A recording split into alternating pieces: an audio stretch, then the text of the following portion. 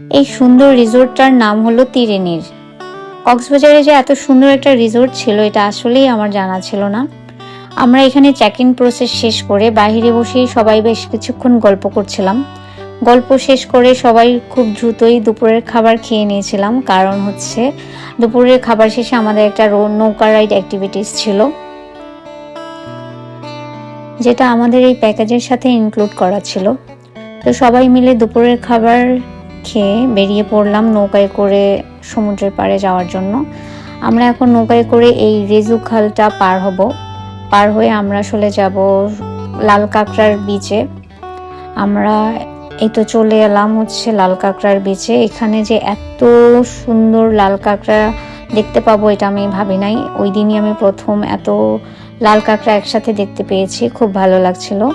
তো আমরা ওখানে ঘোরাঘুরি শেষ করে সবাই মিলে আবার রিসোর্টে ফিরে আসলাম। এসে সবাই ফ্রেশ হয়ে চা নিয়ে বসে পড়লাম এই সুন্দর প্রকৃতি দেখার জন্য।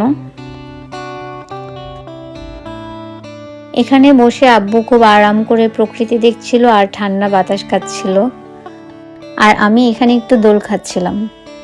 বিকেলে সবাই মিলে প্ল্যান করলো যে সবাই একসাথে একটু ক্রিকেট খেলবে। এই যে আপু বল করছে আর হচ্ছে জান্নাত ব্যাটিং করছিল আর আমি একটু ভিডিও নিচ্ছিলাম।